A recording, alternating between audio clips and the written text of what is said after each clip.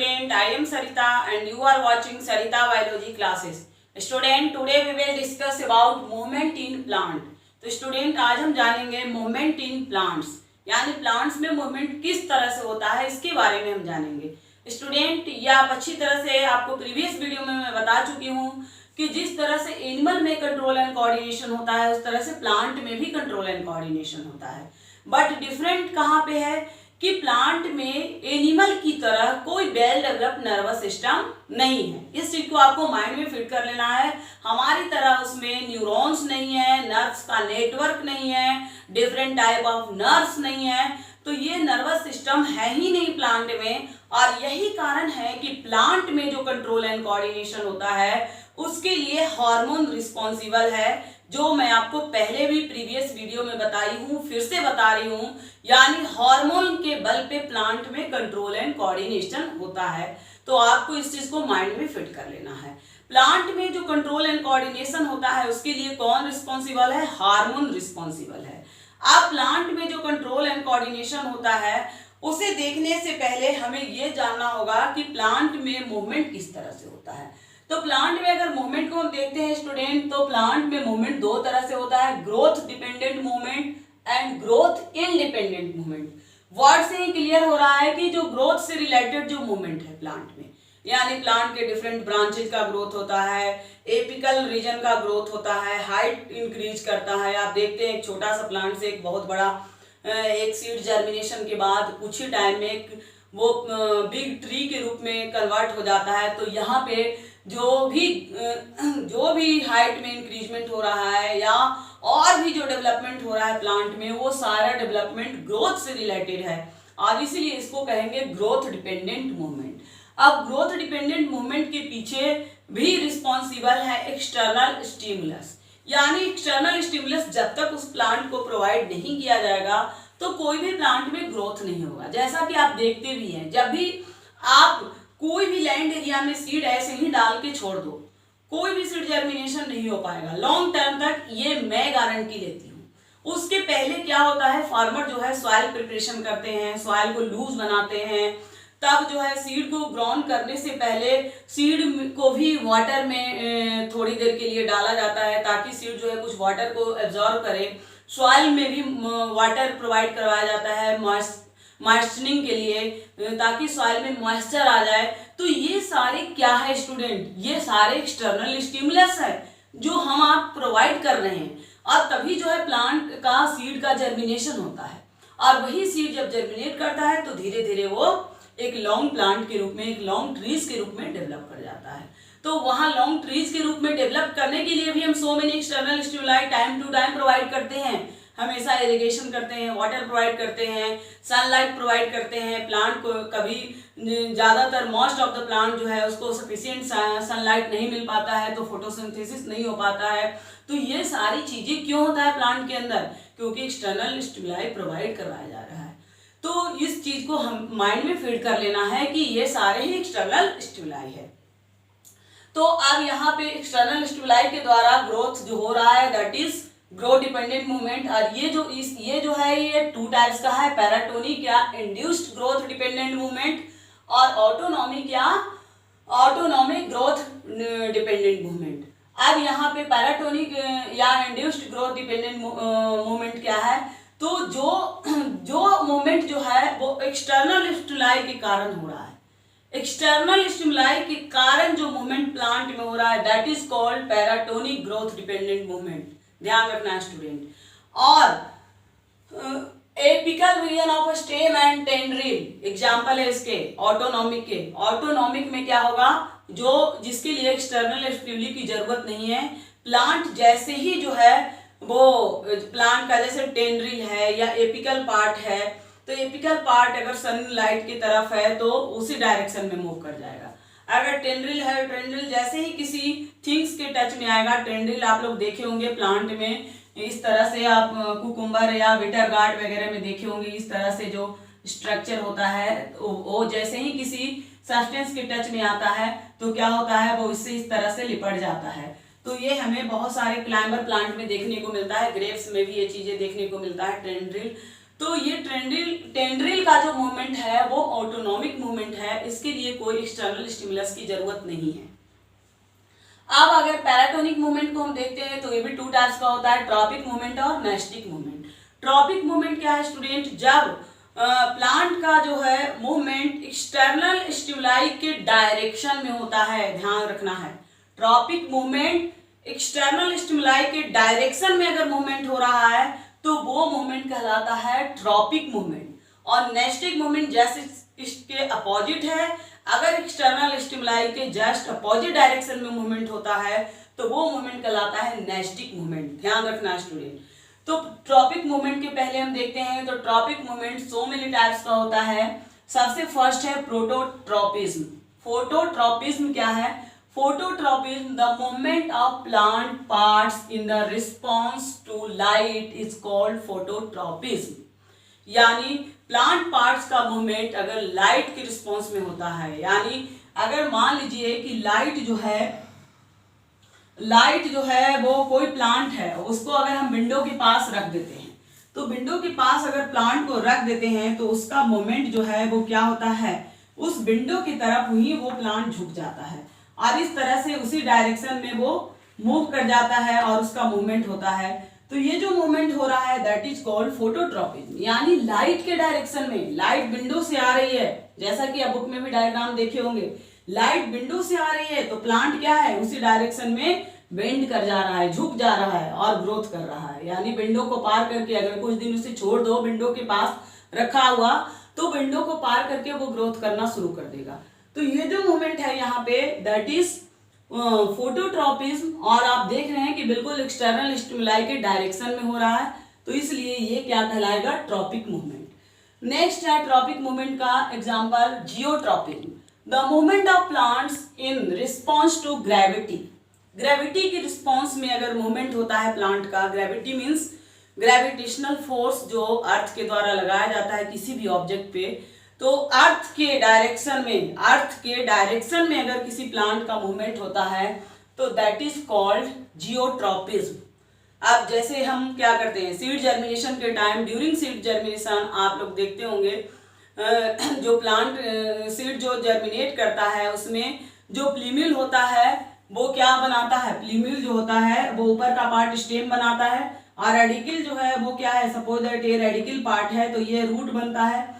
तो रूट का मूवमेंट कहाँ होता है, रूट का मूवमेंट जो होता है वो आप देख रहे हैं किसके साइड में होता है, अर्थ के साइड में होता है, अर्थ के डायरेक्शन में होता है। तो direction in gravity, response to gravity, gravity के रिस्पॉन्स में हो रहा है मूवमेंट रूट का, तो ये क्या हुआ, जियोट्रॉपिज्म। Clear student? ग्रेविटी के रिस्पॉन्स में मूवमेंट हो रहा है दैट इज जियोट्रॉपिज्म। अब यहाँ पे स्टेम का जो मूवमेंट हो रहा है वो कैसे हो रहा है, स्टेम का मूवमेंट जो हो रहा है वो अपोजिट हो रहा है, ग्रेविटी के अपोजिट हो रहा है। यानी स्टेम तो ऊपर की तरफ बढ़ रहा है तो ग्रेविटी के अपोजिट बढ़ रहा है। तो ये जो मूवमेंट हो गया वो क्या हो गया, नेस्टिक मूवमेंट हो गया। यानी स्टेम का यहाँ पे दो तरह का मूवमेंट क्लियर देखने को मिलता है। रूट का मूवमेंट जो होता है वो जियोट्रॉपिज्म होता है, रिस्पॉन्स टू ग्रेविटी होता है, और स्टेम का जो मूवमेंट होता है वो नेस्टिक मूवमेंट होता है, यानी अपोजिट, निगेटिव फोटोट्रॉपिज्म इसको भी कह सकते हैं। इसे नेस्टिक मूवमेंट भी कह सकते हैं और निगेटिव फोटोट्रॉपिज्म भी कह सकते हैं। तो स्टूडेंट इस तरह से जियोट्रॉपिज्म क्लियर हो गया। नाउ केमोट्रॉपिज्म, केमोट्रॉपिज्म क्या है student, the movement of plant part in response to chemical, यानी केमिकल के रिस्पॉन्स में प्लांट पार्ट का जो मूवमेंट होता है दैट इज कॉल्ड केमोट्रॉपिज्म। और इसका सबसे अच्छा जो एग्जांपल है स्टूडेंट वो है पॉलन ट्यूब का, पॉलन ट्यूब को ग्रोथ करना। यानी आप पॉलन जर्मिनेशन के टाइम देखे होंगे जब ड्यूरिंग पॉलन जर्मिनेशन क्या होता है, जब पॉलन ग्रेन्स स्टिग्मा पे जाता है तो स्टिग्मा पे पॉलन ग्रेन्स जाता है तो इस तरह से वो क्या करता है, पॉलन ट्यूब बनाता है। इस तरह से वो क्या करता है, पॉलन ट्यूब बनाता है। और ये पॉलन ट्यूब ग्रोथ कैसे करता है स्टूडेंट, तो ये पॉलन ट्यूब इस तरह से ग्रोथ करता है जिस डायरेक्शन में उसको केमिकल मिलता है। यानी केमिकल जिस डायरेक्शन में मिलता है स्टूडेंट उसी डायरेक्शन में पॉलन ट्यूब का ग्रोथ होता है। अगर केमिकल यहाँ पे पॉलन ट्यूब आप देख रहे हो कि ग्रोथ कर रहा है इस डायरेक्शन में, दैट मीन्स स्टिग्मा पे पॉलन स्टिग्मा पे पॉलन ग्रैंस को जो केमिकल मिल रहा है वो इस डायरेक्शन में मिल रहा है, तभी वो पॉलन ट्यूब इसी डायरेक्शन में बना करके स्टाइल से होता हुआ सीधा ओव्यूल्स तक पहुंचता है, ओवरी तक पहुंचता है। और ये पूरा का पूरा जो ग्रोथ होता है पॉलन ट्यूब का वो केमिकल रिच न्यूट्रिएंट्स के कारण होता है। रिच न्यूट्रिएंट्स क्या है? केमिकल है, और वो केमिकल जिस डायरेक्शन में से मिलता है उस डायरेक्शन में वो ग्रोथ करता हुआ आगे ओवरी तक, ओविल तक पहुंच जाता है। तो ये सबसे अच्छा एग्जांपल है जिसे ध्यान में रखना है। नेक्स्ट है hydrotropism, the movement of plants part in response to water. Water की रिस्पॉन्स में प्लांट पार्ट का मूवमेंट होना, ये भी आपका जियोट्रोपिज्म की तरह ही है। यहाँ पे क्या होता है स्टूडेंट, सीड जर्मिनेशन के टाइम, ड्यूरिंग सीड जर्मिनेशन आप ये भी देखते हैं कि रेडिकल जो ग्रोथ करता है वो वाटर के रिस्पॉन्स में ग्रोथ करता है। रेडिकल का जो ग्रोथ होता है वो किस तरह से होता है, तो वाटर के रिस्पॉन्स में ग्रोथ होता है। इस तरह से रेडिकल ग्रोथ करता है और प्लीमेन ऊपर की तरफ ग्रोथ करता है। तो यहाँ पे क्या होता है, जनरली आप इसे वैसे भी देख सकते हो, सीड को फूलने के लिए डाल दो और उसे एक सीब, जब वो अच्छी तरह से फूल जाए तो एक सीब के ऊपर उसे रख दो और नीचे पानी रख दो। आप एक या 2 दिन के अंदर अंदर देखोगे कि ये जो रेडिकल है वो वाटर की तरफ मूव करना शुरू हो जाएगा। तो इससे ये क्लियर होता है कि रेडिकल का जो ग्रोथ होता है वो हमेशा वाटर के डायरेक्शन में होता है। और ये सबसे अच्छा एग्जाम्पल है किसका, हाइड्रोट्रोपिज्म का। और ये जियोट्रोपिज्म की तरह हाइड्रोट्रोपिज्म जो है यहाँ पे ज्यादा स्ट्रॉन्गर होता है, ये भी ध्यान रखना है। यहाँ पे जो स्टिमुलस है वो ज्यादा स्ट्रॉन्ग है वाटर, यानी वाटर के डायरेक्शन के अपोजिट में तो ये जा ही नहीं सकता hydrotropism. Next student thigmotropism in response to touch of an object. इसका सबसे अच्छा एग्जाम्पल है वही टेंड्रिल।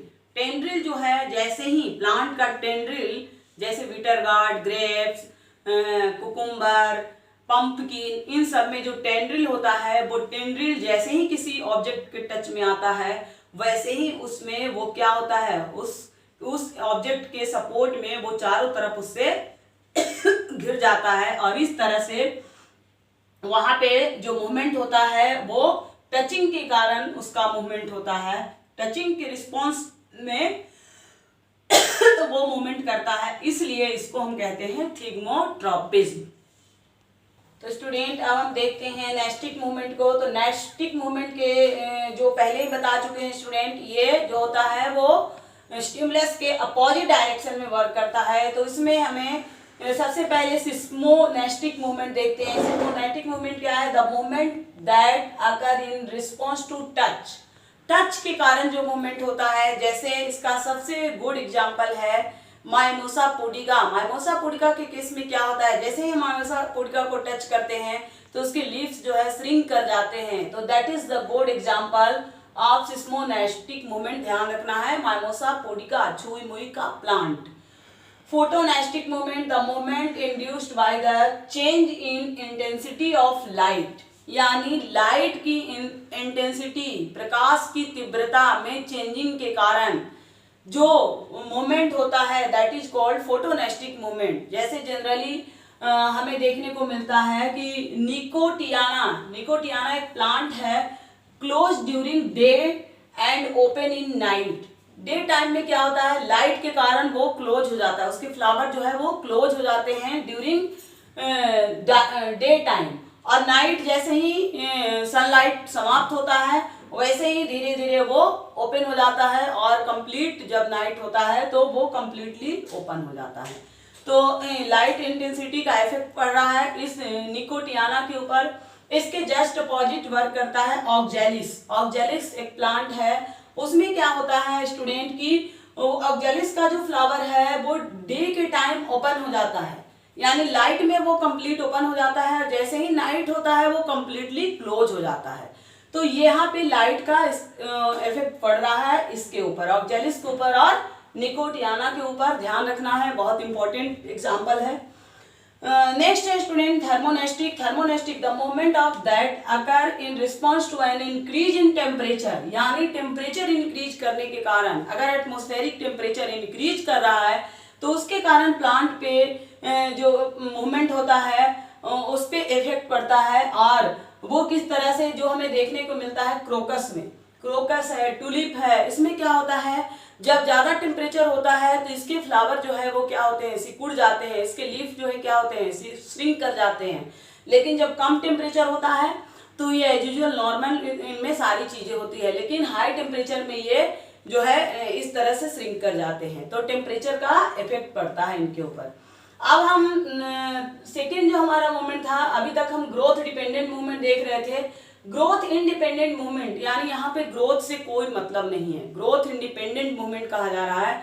यानी प्लांट के अंदर ग्रोथ के अलावे जो और तरह के मूवमेंट हमें देखने को मिलता है वो ग्रोथ इंडिपेंडेंट मूवमेंट है। और उसमें सबसे पहले हम देखते हैं nyctinasty, sleep movement that occur in the leaf of legumes. Generally leaf of legumes जितने भी हमारे दाल वाले पौधे हैं उनमें लेग्यूम्स होता है, फली निकलता है, उस फली को हम लेग्यूम्स कहते हैं। और इसीलिए इस प्लांट का जितना भी इस फली वाले जितने भी जो प्लांट है वो लेग्यूमिनेसी फैमिली में आते हैं, क्योंकि इनमें फली बनता है, लेग्यूम बनता है। तो लेग्यूम में क्या देखने को मिलता है स्टूडेंट की, वो जो लेग्यूम है वो जनरली क्या होते हैं, स्लीप मतलब एक तरह से इनके अंदर ये कंडीशन आता है कि जैसे ही टेम्परेचर चेंज हुआ तो ये क्या करेंगे, ये जो है बिल्कुल इनके लेग्यूम्स स्लिप कर जाएंगे, यानी कोई इसमें ग्रोथ और इम्प्रूवमेंट नहीं होगा टेम्परेचर में चेंजिंग के कारण। तो इस तरह से लेग्यूम का स्लिपिंग जो है निक्टोनेस्टी का एग्जांपल है। हाइड्रोनेस्टी क्या है, folding of leaves in many grasses.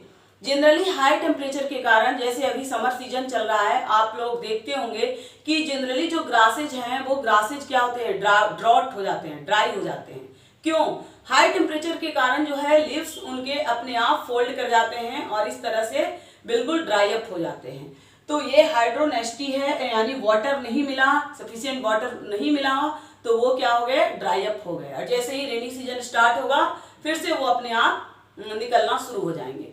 तो ये हाइड्रोनेस्टी है, ये भी ग्रोथ इंडिपेंडेंट मूवमेंट है। हैपोनेस्टी के केस में क्या होता है स्टूडेंट की, जनरली जो है वो जैसे ही बहुत सारे ऐसे प्लांट होते हैं कि जैसे ही आप उसके फली को टच करोगे, जैसे ही उसके लेग्यूम्स को टच करोगे या फ्लावर को टच करोगे तो वो फ्लावर नीचे गिर जाएगा। इस तरह के मूवमेंट हमें देखने को मिलता है बहुत सारे प्लांट में।